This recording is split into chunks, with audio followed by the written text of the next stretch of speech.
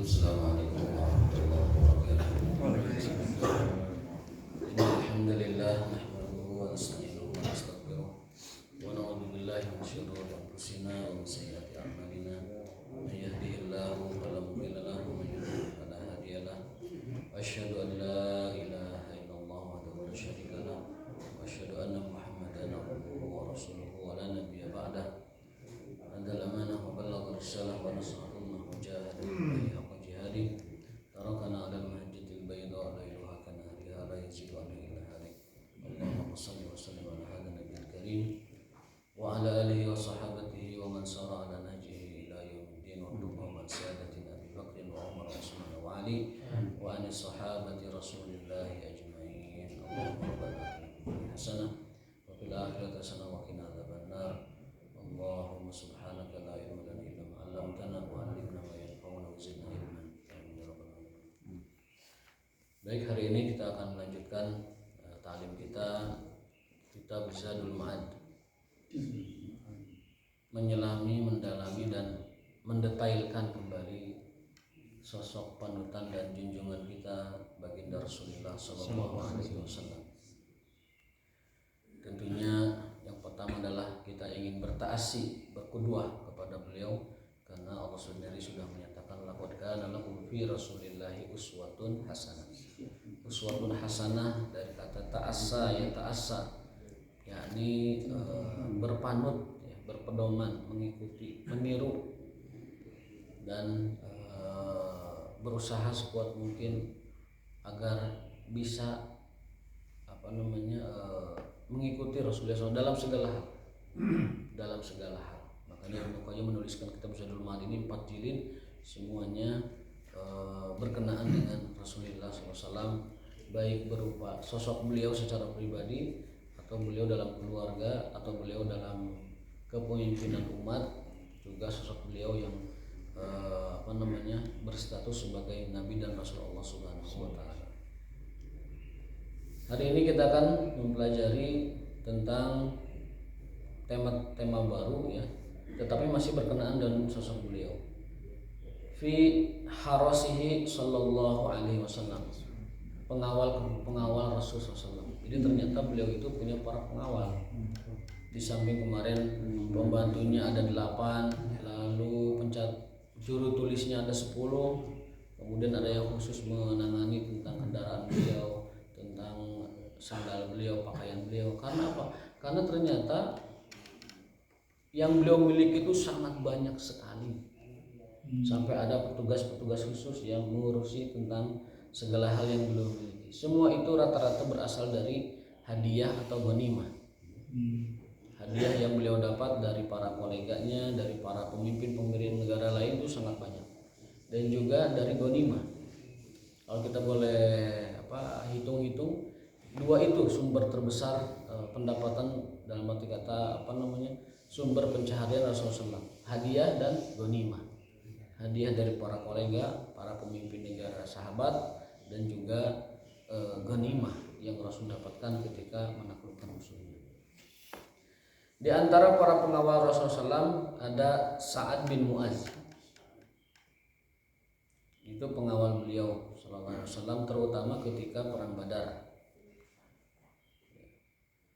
Muhammad bin Maslamah itu juga pengawal beliau, terutama ketika perang Uhud. Muhammad bin Maslamah itu pengawal beliau.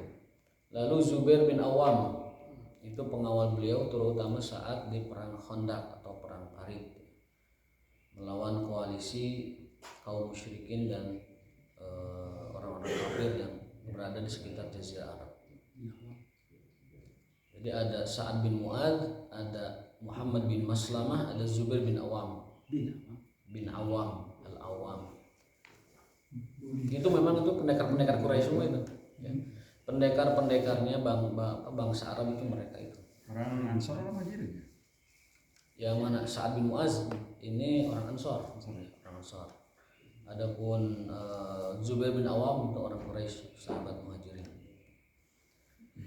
Ada Abbad bin Bashar atau Abbad bin Bishir, ya. Wa huwa alladhi kana ala harasihi wa harasi jama'ah Harun. Itu ada Abbad bin Bishr. Kemudian juga para sahabat lain yang menjadi tim pengawal Rasulullah SAW. Nah, itu yang disebutkan tadi 4 orang itu adalah semacam komandan-komandannya. Para pengawal, bahasa kita mah pas pampresnya lah. Pengawal SAW ada komandan-komandannya. Nah, ada timnya yang menjadi anak bawahan dari 4 komandan tersebut.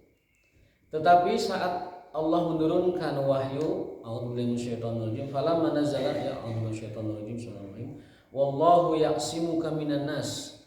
Wahai Muhammad, Allah akan senantiasa menjagamu dari manusia. Maksudnya dari musuh-musuhmu. Kharaja 'alan nasi fa akhbarahum biha wa sarafal haras.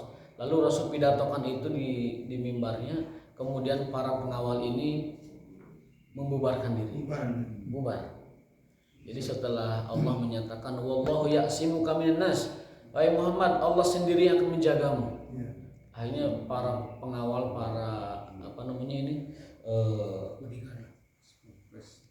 semacam ya pas pampresnya itu membubarkan diri.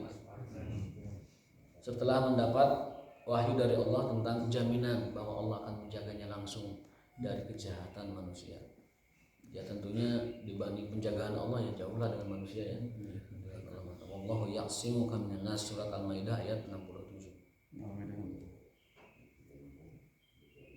Jadi kalau sekarang ditanya kenapa Rasul nggak punya pengawal, yaitu karena pengawalnya adalah Allah. Kenapa orang sekarang harus dikawal? Yaitu karena tidak turun wahyu, Allah akan menjagamu. Itu bedanya. Maka orang sekarang ada pengawalnya karena tidak diturunkan kepada mereka. Wallahu ya'simuka minan nas. Itu tentang pengawal Rasul SAW. Kemudian para penyair Rasul SAW. Rasul itu punya penyair, punya juru semacam semacam juru bicara lah begitu ya. Karena bangsa Arab itu kalau ingin menyampaikan informasi ataupun sesuatu, itu yang dikedepankan adalah penyairnya. Orang Quraisy punya penyair namanya Suhail bin Amr.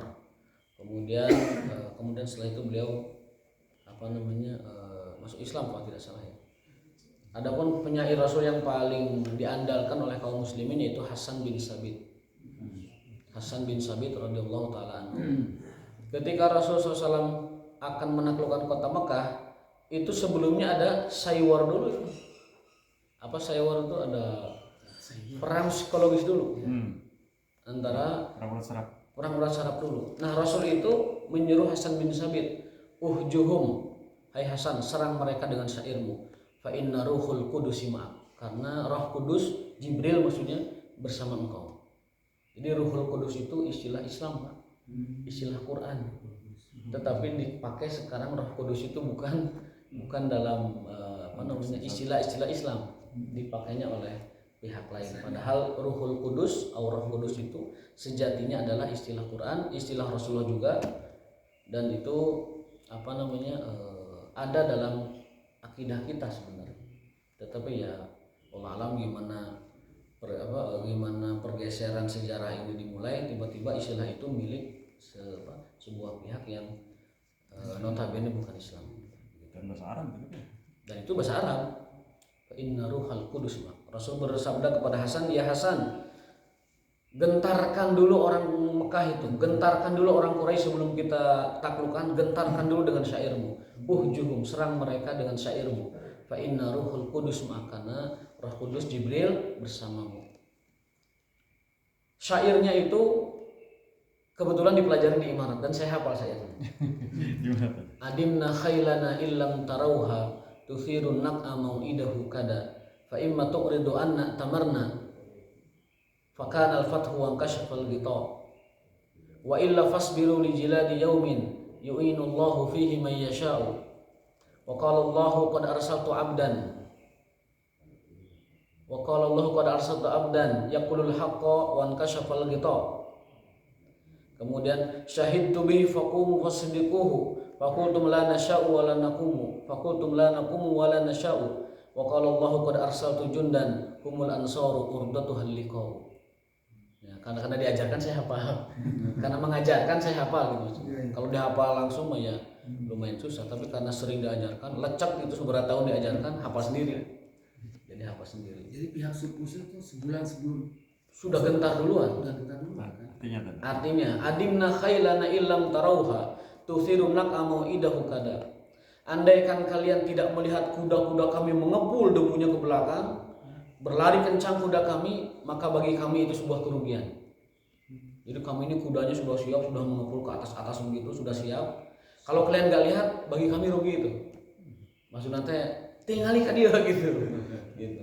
Fa imma tu'ridu anna tamarna. Kalau kalian biarkan kami masuk Mekah dengan aman, tamarna, maka kalian selamat. Kalau kalian biarkan kami masuk Mekah, kami akan umrah dulu, kalian bebas semua, selamat. Wa kana al-fathu wa kasyafal ghita. Itulah awal dari sebuah fatah, futuh, kemenangan, wa kasyafal ghita, dan kemusyrikan akan hilang.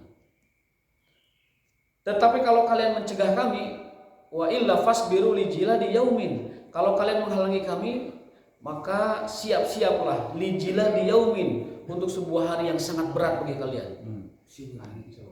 Luar biasa itu, ya. Sangat berat bagi kalian. Kemudian mengatakan bahwa dan itu akan menjadi akhir dari semua kalian, tuh agama kalian, kemusyrikan kalian, kezaliman kalian, permusuhan kalian itu akan hilang semua. Kemudian di bait berikutnya, qad arsaltu abdan, Allah telah mengutus hambanya, yaqulul haqqo wa kashafal yaqulul haqqo inna fa'al bala. Dia mengatakan kebenaran dan kemusyrikan akan hilang dengan datangnya beliau sallallahu alaihi wasallam. Maka aku pun bersaksi kepadanya, artinya beriman kepada nabi ini. Maka kalian bangkit dan bersaksilah, berimanlah kepada nabi ini. Dan jika tidak, maka Allah akan mengirimkan bala tentara yang di dalamnya ada pasukan Ansor yang tidak pernah mengenal menyerah dan selalu menang dalam peperangan. Jadi Quraisy itu gentar dulu. Hasan bin Sabit. Ada bait di dalam itu juga yang mengatakan bahwa fa inna jibrila ma'ah wa ruhul qudus laisa lahu kifa. Dan sesungguhnya bersama nabi ini ada Jibril dan dialah Ruhul Kudus yang tidak ada tandingan dan tidak ada lawan dimanapun. Jadi tambah gentar itu orang Quraisy. Dikatakan bahwa ini Rasul, bersamanya ada kebenaran, bersamanya ada malaikat Jibril, bersamanya ada yaitu Jibril Roh Kudus, dan juga dikirimkan oleh Allah bersama pasukan Ansor yang tidak pernah mengenal menyerah dalam peperangan dan selalu menang mengalahkan musuh. Nah itu namanya saywar. Saywar, jadi orang gentar duluan dengan syair tersebut. Nah Rasul itu punya juru syair beberapa orang. Rasul itu punya juru syair beberapa orang. Ya kalau sekarang mungkin juru syair itu mungkin media ya. Mungkin media bahasa sekarang. Konteks sekarang mungkin media. Jadi ada corong media, ada segala macam gitu. Cuman sayangnya orang sekarang banyak menggunakannya buzzer, yang banyak menipu dan banyak berdusta ya. Tapi kalau zaman Nabi itu enggak, memang penyair. Penyair itu orang yang dapat menggugah jiwa manusia. Saya teringat ucapan Umar bin Khattab, ajari anakmu syair karena syair akan menjadikan kambing menjadi singa. Ajari syair karena syair itu dapat menjadikan seekor kambing jadi singa. Maksudnya apa?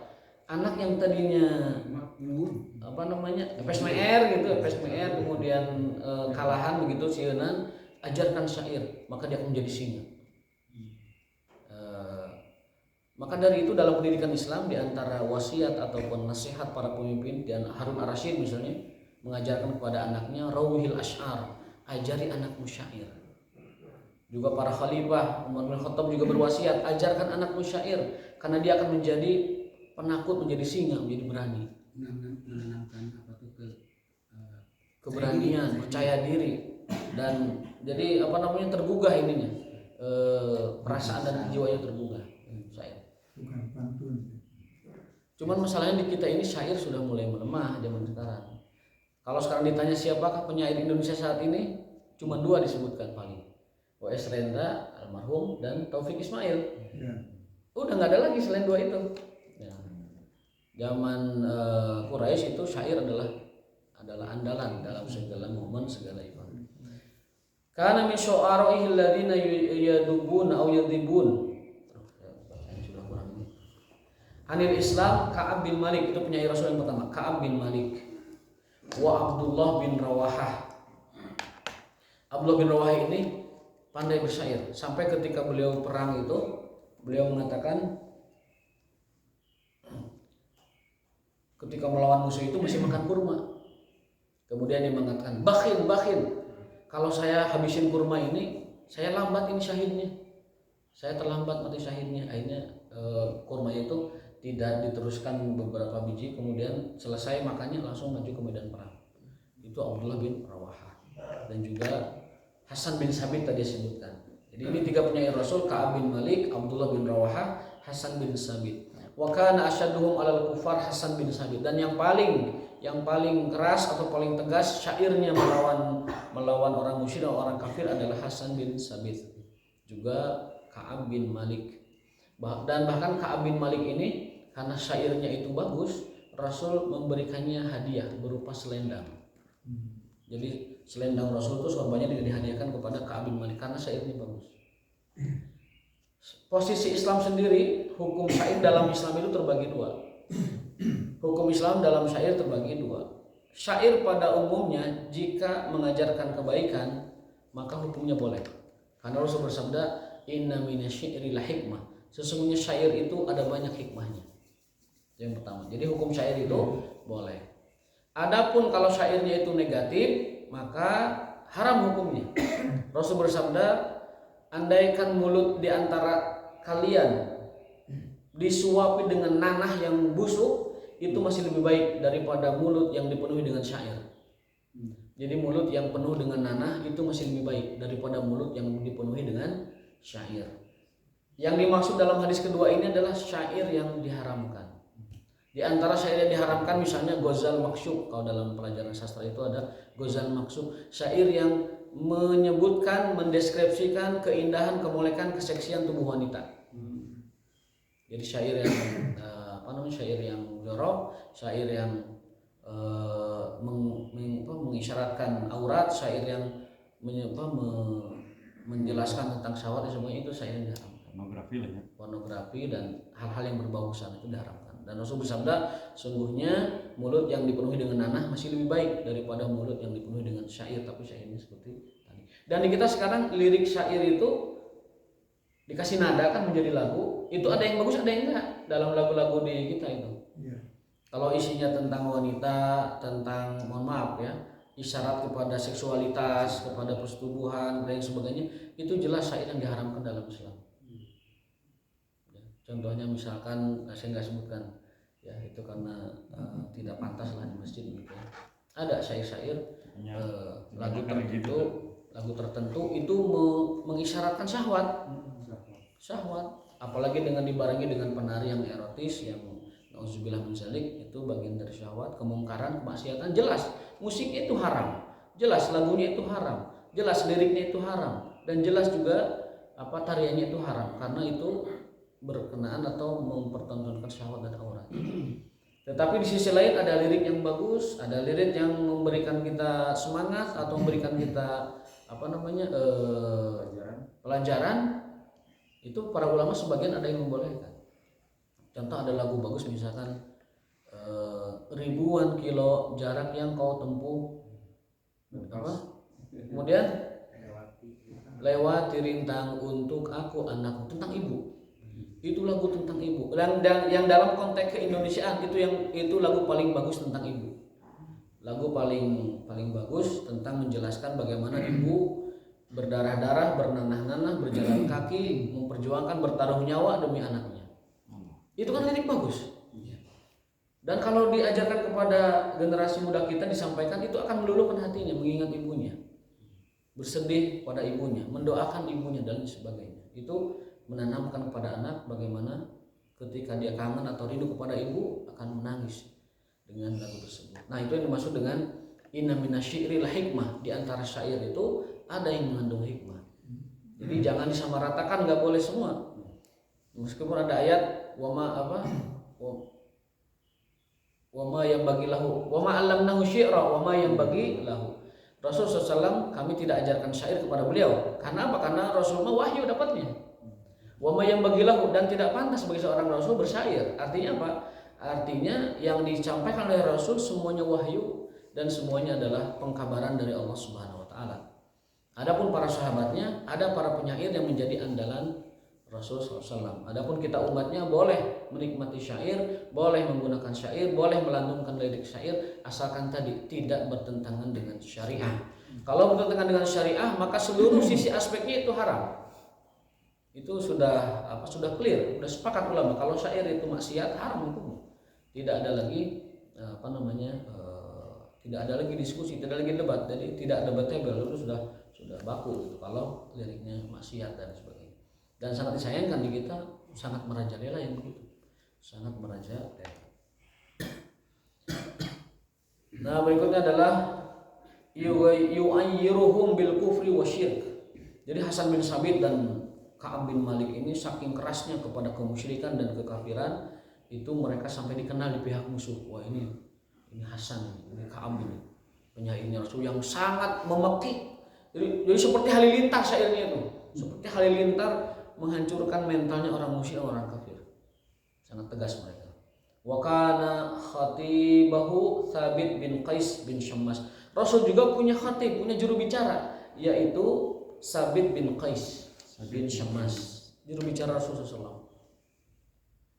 Khatibnya, berarti penceramah beliau yang selalu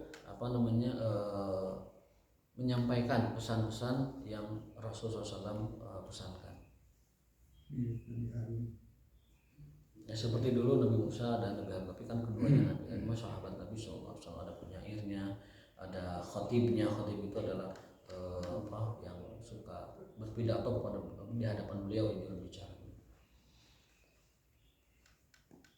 Kemudian juga ada hudatun pakai hak kecil, itu orang-orang yang selalu menjadi partner ataupun mitra beliau dalam perjalanan. Jadi ada pengawal, penjaga Rasul ketika di perjalanan.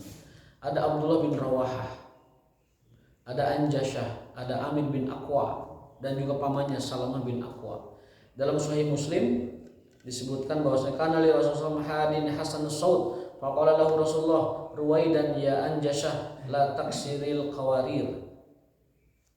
Ini juga termasuk para teman Rasul ketika safar itu. Dia ada orang yang dekat dengan Rasul yang selalu mengkhidmah dan mengawal Rasul SAW.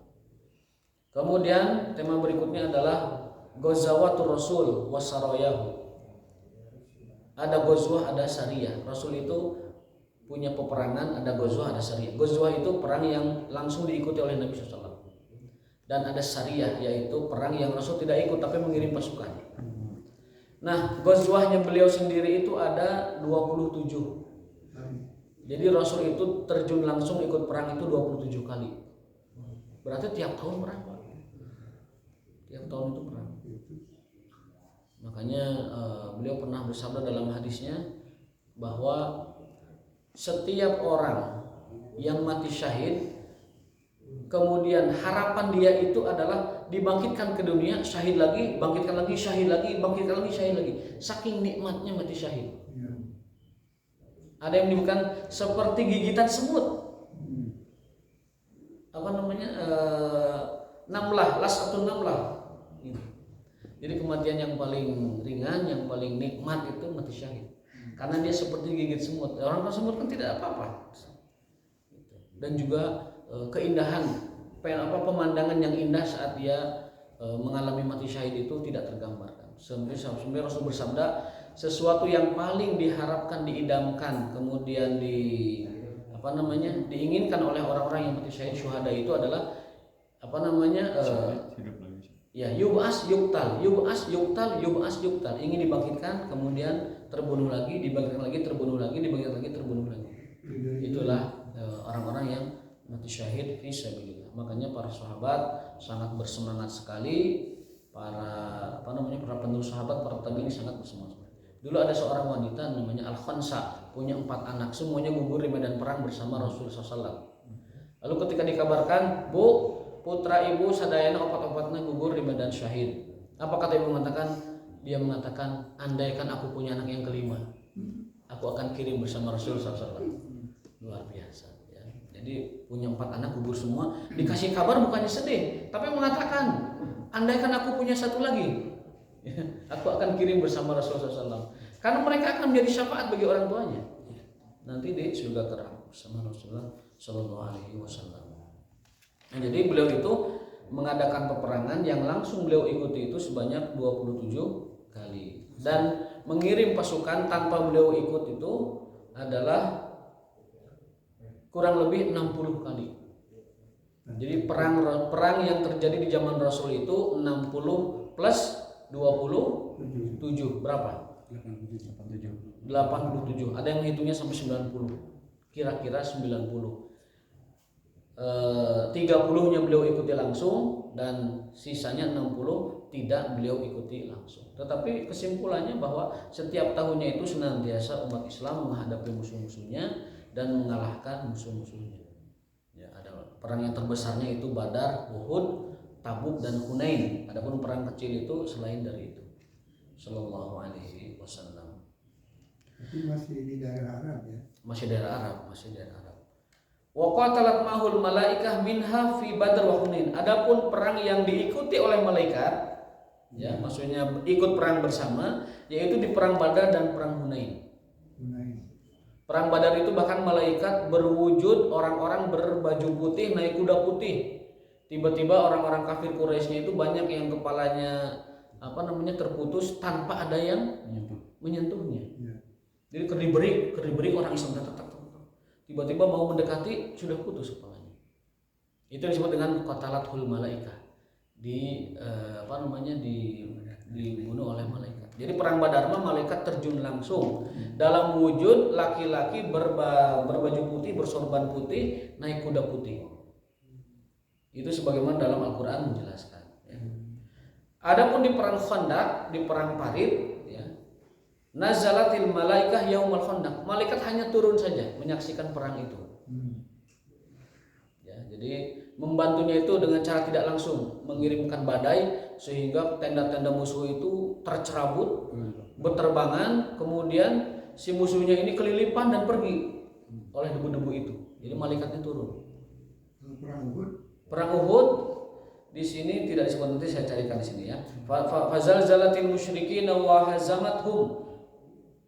Kemudian warama fiha al-hasya fi wujuhil musyrikin faharabu. Nah, ini di perang Khandaq ini malaikat turun kemudian meniupkan debu dan juga badai angin sehingga mereka itu terusir pindah dari tempat itu.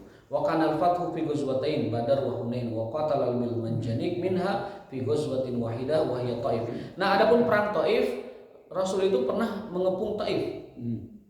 Itu menyerbunya dengan manjanik, dengan meriam. Wa tahassana fil Khandaq, dan sekali Rasul berlindung itu ketika perang Khandaq. Jadi itulah peperangan. Ada saatnya menyerbu, ofensif menyerbu, kemudian di medan laga bertemu dengan musuh, malaikat ikut serta, juga ada malaikat yang hanya turun saja. Sesekali Rasul itu berlindung di dalam perlindungan semacam benteng itu di perang Khandaq. Juga sesekali Rasul menyerbu dari arah jauh, yaitu dengan bil manjanik ketika Rasul menaklukkan Taif. Ya, tentunya Taif itu berarti antara Hunain, antara perang Hunain dengan Fathu Makkah, atau di antara waktu-waktu itu. Jadi itulah peperangan, itulah pertempuran. Jadi semua strategi dan semua cara itu dilakukan. Karena Rasul bersabda, al-harbu khud'ah. Yang namanya perang itu adalah tipu muslihat. Yang namanya perang itu adalah strategi. Jadi tempuh cara apa saja. Kalau Allah ingin memenangkan 1 hari bisa saja. Kalau Allah ingin memenangkan agama Islam dalam waktu 1 jam bisa saja. 1 hari bisa saja. Bahkan ketika Rasul diangkat jadi nabi, udah langsung Rasul meminta Allah, ya Allah menangkan aku dari orang musyrik semua ini, bisa. Tetapi Allah tidak menghendaki itu. Allah menghendaki dari nabinya perjuangan, menghendaki dari nabinya usaha, menginginkan dari nabinya berkorban, kemudian menginginkan dari nabinya untuk berusaha seperti manusia pada umumnya. Makanya Rasul pernah patah giginya, pernah berdarah mata kakinya, pernah juga berdarah kepalanya. Itu sunnatullah. Rasul menempuh cara-cara itu. Andaikan 1 hari beliau meminta, ya Allah jadikan aku penguasa bangsa Arab, bisa saja. Dan itu bagi Allah itu mudah. Tapi Allah tidak menghendaki cara seperti itu. Nah itu beberapa peperangan Rasulullah Shallallahu Alaihi Wasallam. Jadi apa namanya, sangat banyak beliau ikut perang. Makanya sehat Pak. Rasul badannya sehat. Ya. Karena geraknya luar biasa. Perang 30 kali, mengirim pasukannya 60 kali, dan tiap tahun berperang. Ya bagaimana nggak sehat badannya? Mulai apa tensi gula teh mulai. Karena terus bergerak. Kolesterol. Mulai kolesterol Pak itu. Tidak akan ada kolesterol. Perang olahraganya setahun gimana kolesterol? Makan daging kan? Makan daging, kemudian korma, kemudian apa roti, Indomie mantenya. ada ayah. Saya mah Indomie wae tuh Ayo mau Indomie wae, kemudian berangna nanti gulai, rendang, malamnya juga ditambah nasi goreng, ya sudah. Ayo perang di setahun itu tidak olahraga. Kalau bahasa kita olahraga sekarang, ya udah numpuk itu si abu kolesterol itu, numpuk ya, jadi tensi, jadi gula segala macam. Ya, itu seperti itu. Nah kalau beliau olahraganya luar biasa, ya, luar biasa. Gulatnya, larinya itu sudah apa namanya, menjadi tidak tertandingi. Ya. Karena kekuatannya, stamina Rasul, energi Rasul itu menyaingi setara dengan 30 laki-laki biasa. Semua dalam asarnya Ibnu Abbas. Jadi kekuatan Rasul, stamina Rasul, kebugaran Rasul kata Ibnu Abbas setara dengan 30 pria biasa. Jadi kuat sekali beliau. Dan itu unsur manusiawi. Maksudnya bukan sebuah mukjizat yang begitu saja hanya berlaku buat, tapi itu manusiawi. Beliau itu olahraga, beliau bergulat, beliau berlari, beliau memilih makanan yang paling bagus, berjihadnya setahun full, 30 kali ikut dan 60 kali ngirim pasukan. Nah, gimana nggak sehat? Tidak pakai keratin dae. Jangan sebut merek, nanti bisa dituntut. Ya udah mah hari kambing di singsieunan hari mie dihabak wae. Padahal daging kambing itu kegemaran Rasul SAW. Rasul itu kegemarnya daging kambing, dan yang paling beliau sukai pahanya atau lengannya. Nabi Ibrahim kegemarannya daging sapi. Makanan kesukaannya. Nabi Musa ikan. Sehat semua itu. Sehat semua. Jadi itu aya nu dugi ka makan jangkrik lah gitu zaman baheula. Aya makan jangkrik ditumis, simut ditumis segala macam. Ya, itu segala macam gitu kan. Di tempat saya itu simut ada dijual sore-sore, pada asar tuh jam 4 jam 5. Simut. 2000 teh di aya nu wadahna pinjuk kertas bulat. Simut. Jadi makan malam tuh pakai simut gitu. Kamunya kecoa. Sudah ya. Bagi orang kafir semua dimakan, semua yang berkaki 4 dimakan kecuali meja kan begitu. Fi dzikri silahi, ya ini topik baru. Silahur Rasul sallallahu wa athathu. Senjata-senjata Rasul atau pedang-pedang Rasul sallallahu. Kana lahu tis'atu asyab, beliau itu memiliki 9 pedang. Pedang nanti salapan, Bang. Yang pertama Ma'thur, nama pedangnya namanya Ma'thur. 9 itu ada namanya. Jadi kenapa Rasul menamai semua bendanya? Karena banyak itu. Sebabnya. Kenapa Rasul menamai barang-barangnya, propertinya? Karena banyak. Saking banyaknya harus dinamai, bisa tuker. Ma'thur itu pedang pertamanya, dan itu adalah warisan dari ayahnya Abdullah. Jadi pedang mah di bapaknya, di orang tuanya, warisan bapaknya namanya Ma'thur. Lalu pedang kedua namanya Adob. Pedang ketiga, dan ini yang paling masyhur, Zulfikar. Nah, ini pedang yang paling legend ini, paling legendaris. Katanya masih ada di museum di Turki ya, bukan replikanya ya, aslinya itu ya. Asli. Itu Zulfikar. Tapi yang dipamerkan kemana-mana sepertinya replikanya. Itu replikat itu. Soalnya kalau aslinya ya nanti banyak yang nyuri, berbahaya. Nilai sejarahnya tinggi sekali. Zulfikar. Ada tulisannya di pedang itu. Allah alam, tapi ini dalam hadis-hadisnya memang ada namanya. Jadi semua ini riwayat ini ada hadisnya. Kalau mau dipelajari hadis silahkan, nanti di bawah belakang tuh ada hadis-hadis semua. Zulfikar. Pedang keempat namanya Zulfikar ini karena la yufariquhu, Rasul tidak pernah berlepas dari Zulfikar ini. Artinya kemana-mana teh ngagigiwing eta we itu. Tentengan. Ya, pedang pedang kamumet. Kamumet pedang yang paling yang paling nempel banget. Bahkan disebutkan kana la yakadu yufariqu, tidak pernah beliau itu hampir tidak pernah melepaskan pedang itu. Namanya Zulfikar. Ya. Lalu pedang yang ke berapa ini? Yang keempat ada Hataf. Pedang Hataf. Yang kelima namanya pedang Rasul. Yang keenam namanya Mikhdam. Yang ketujuh namanya Qadib. Yang kedelapan namanya pedangnya adalah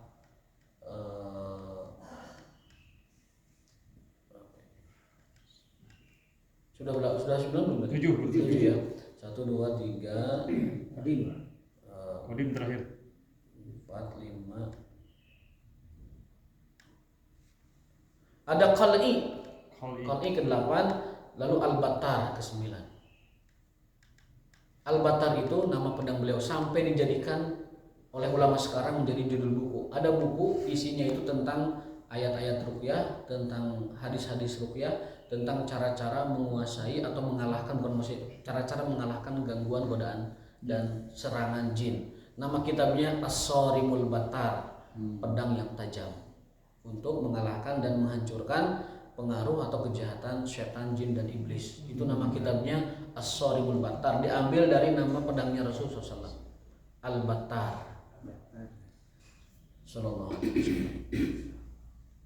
Dan pedangnya itu rata-rata dilapisi dengan perak. Nah itu meser perak lagi kan bisa lumayan. Supaya tidak karatan mungkin ya, kasih perak itu. Ya, wa ma baina dzalika hailaku fiddah. Jadi dilapisi dengan perak. Wa kana sayfuhu Dzulfikar tanaffalahu yawma badar wa huwa alladhi uriya fiha ru'ya wa dakhala yawm fath Makkah ala sayfihi dhahab wa fiddah. Dan ini juga pedang yang dimimpikan oleh Rasulullah SAW ketika beliau mau masuk menaklukkan Mekah. Jadi ketika menaklukkan Mekah, beliau dalam mimpinya itu membawa Dzulfikar, pedang.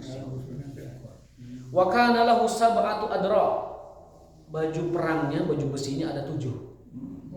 Banyak. Jadi besi. Ka Badar ngangge nu mana eta ki aya gitu. Ka Uhud ngangge nu mana, ka Hunain ngangge nu mana. Artinya beliau melakukan ikhtiar manusiawi begitu hebat. Begitu. Sampai ada 7 baju perangnya, berarti beliau benar-benar ikhtiar tawakalnya itu sempurna. Kalau musuhnya sabangsaning orang Hunain, wah iya bajunya. Sabangsaning orang Badar, aya 7 baju perang. Pami hoyong terang namina kok disebutkan dalam riwayat-riwayat disebutkan yang pertama adalah Dzatul Fudul, yang kedua Dzatul Wisyah, yang ketiga Dzatul Hawasi, yang keempat Sa'diyah, yang kelima Fiddah, yang keenam Batra, yang ketujuh Khirnik.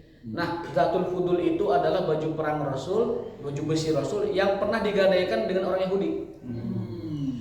Dengan imbalan, bukan imbalan. Beliau itu menggadaikan baju besi ini ke orang Yahudi untuk dibayar hutangnya nanti setahun. Dan Rasul mendapatkan 30 mud gandum murni. 30 mud itu setengah karung lah. Jadi Rasul pernah membeli setengah karung gandum dengan baju perangnya untuk dibayar 1 tahun. Itu muamalah Rasul dengan orang-orang Yahudi. Sampai menggadaikan itu dapat ceklik itu. Menggadaikan itu satu mengajari umatnya bagaimana hukum gadai. Dan yang kedua adalah Rasulullah SAW tadi ketika beliau itu memiliki segala sesuatu, beliau itu langsung sedekahkan. Waktu kemarin kita belajar hadis sebelum ini, Rasul dapat hadiah dari Raja Mesir, Makokis, dapat hadiah dari Raja Bahrain, Sahih Bukhari kemarin belajar. Itu banyak sekali. Tapi apa yang dilakukan? Ngumpulin orang ke masjid, kadariya. Ambil apa yang kamu sukai. Aya nu mawa sagembol, aya nu mawa sakarung, sampai Rasul takjub dengan orang yang bawa saking lobana Rasul sampai seri. Bener eta si eta mah kitu bahasa urang mah kacida ada mas gero kada demes jadi segala diringkin gitu, segala dicanda. Nah itu Rasul dapat hadiah besar, dapat ghanimah besar, tidak pernah lama di tangan beliau. Sampai kalau ada sesuatu yang belum dibagikan itu teringat-ingat dalam sholatnya. Pernah beliau sholat setelah assalamualaikum langsung pergi sholat asar. Sahabat bertanya, "Ya Rasulullah, kenapa Anda Tergesa-gesa. tergesa-gesa seperti ini?" Kata Rasul, "Saya ingat ada sedekah yang belum saya berikan." Jadi ketika sholat ingat sedekah, urang ketika sholat ingat hutang. Batu mah ingat sedekah rek mere, urang mah ingat hutang bayar gitu kan. Can dibayar gitu. Allah. Ya, jadi baju besi yang digadaikan kepada orang Yahudi itu adalah namanya Zatul Fudul. Allati kanat rohanaha inda Abi Syam al-Yahudi ala syairil yalihi wa kana salasina so'an. Oh maaf, bukan 30 mud, 30 sok, satu karung gitu. Satu karung ya. 30 rantang kalau bahasa kitanya. 30 rantang saat itu namanya 30 sok, berarti satu Hampir karung. 1 kintal, 30 kali 2,8. Kalau Kintal, 30 ya? kali 3 90 kilo kurang dikit lah. Nah, sakintal dibayar setahun dengan jaminan baju besi. Ini berarti memberikan kita juga hukum bahwa kita boleh menggadaikan sesuatu bahkan dengan non muslim sekalipun. Dalam fikih muamalah orang boleh bermuamalah dengan non muslim, silakan. Karena hukum muamalah itu bebas. Mau menggadaikan, mau meminjam, mau berhutang, mau berbisnis, berinvestasi sangat boleh. Jadi tidak mengenal agama kalau bermuamalah. Itu yang penting adalah kejujuran, kemudian profesional, kemudian juga saling menguntungkan. Itu dalam fikih muamalah diajarkan seperti itu. Rasul pun menggadaikan bajunya dengan orang Yahudi, kemudian beliau mendapatkan 1 kintal satu kintal gandum dan beliau membayarkannya dalam setahun ya. Wa kana salasina so'an wa kana dainu ila sanah, dan hutang beliau sanah itu 1 tahun ya. Wa kana tidar'u min hadid, dan itu baju beliau terbuat dari besi.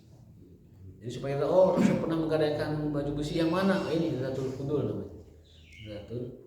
Dan hutang din agamanya. Ya, jadi din agama, kalau dain adalah hutang. Dan tidak perlu pakai saksi ya. Kalau gadai. Gadai tidak perlu pakai saksi. Turun perintah mencatat semua transaksi itu di surat Al-Baqarah 182. Idza tadayantum bidainin ila ajal faktubuh. Itu perintah mencatat seluruh transaksi ekonomi kita, transaksi keuangan kita. Itu sejak turun surat Al-Baqarah 182 diperintahkan untuk dicatat. Kalau lihat kita hikmahnya, mungkin karena pergeseran karakter umat manusia juga. Dari mungkin abad setelah abad keemasan Islam, abad nubuwah, abad sahabat, abad tabi'in, kesininya itu kan Allah Maha tahu kan, ini manusia kesananya akan berubah ini. Manusia kesananya akan berkurang, kejujurannya, karakternya, kemudian amanahnya, sehingga Allah turunkan ayat yang relevan, sangat-sangat relevan dengan kehidupan manusia. Makanya sekarang mah berlaku ayat itu, apapun dalam bentuk apapun, sekecil apapun, hutang, nginjem, koret, gadai, segala macam, catat, tulis, minimal kwitansi, supaya kalau ada klaim itu mana can mayar, tinggal ya can mayar kan gitu. Tanggal, kwitansi, tanggal dan sebagainya. Syukur-syukur kalau disaksikan oleh notaris kalau transaksinya besar. Jadi ada saksi yang bersifat mengikat seperti hukum ya gitu. Nah, begini, wakanat lahu ja'bah. Rasul punya tas lempang yang suka ke depan ini. Isinya segala zaman orang segala macam gitu ya, pulpen aja, HP aja, segala macam. Juga jumlah haji gitu lah. Rompi ya, kadang rompi itu dipakai untuk perang. Di sini ada pisau kecil, di sini ada pedang, di sini ada sesuatu. Kalau zaman sekarang mungkin ada HP, ada casan, power bank, bala-bala misalnya itu bisa lapar di jalan. Nyecep seawak-awak. Itu namanya ja'bah, tas lempang, tas depan atau tas pinggir. Ada berapa? Ada banyak. Satu namanya al-kafur. Yang kedua ada namanya wa min taqah min adim mansur fiha salas hilak. Terbuat dari kulit adim. Terbuat dari kulit ya. Juga ada pernak-pernik peraknya.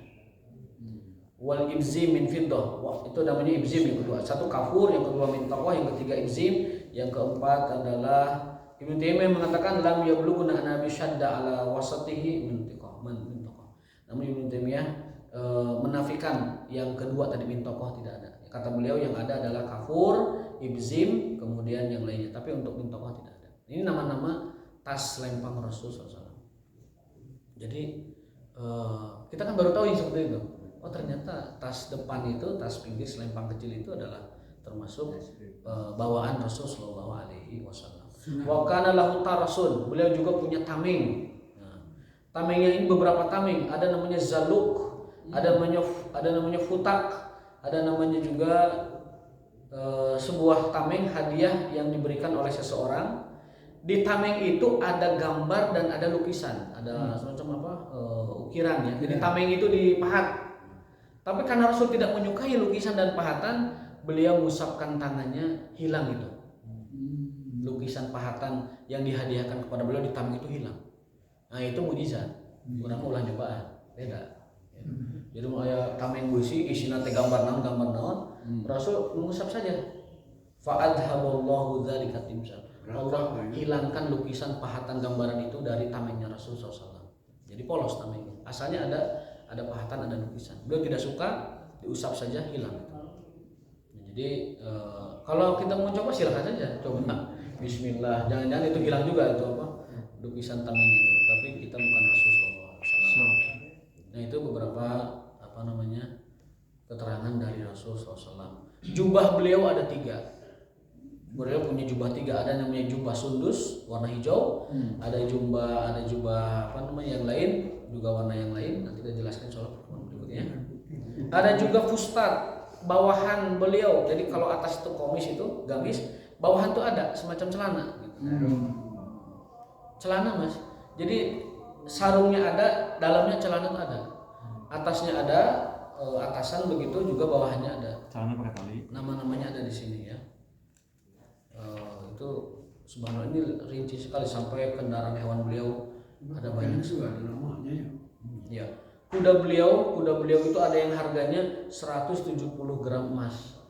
Berapa? 170 gram emas ya. 170 juta berarti. Berapa ya? 170 juta saged 170 juta. Jadi kalau harga kuda sekarang 200 juta itu wajar.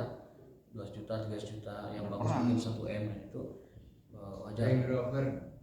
Banyak sekali ini. Onta beliau ada berapa puluh, kemudian kuda beliau ada berapa puluh. Kan sebelumnya saya jelaskan itu untuk kendaraan jarak dekat ada baglah namanya Ufair. Ternyata itu Ufair itu satu dari sekian baglahnya.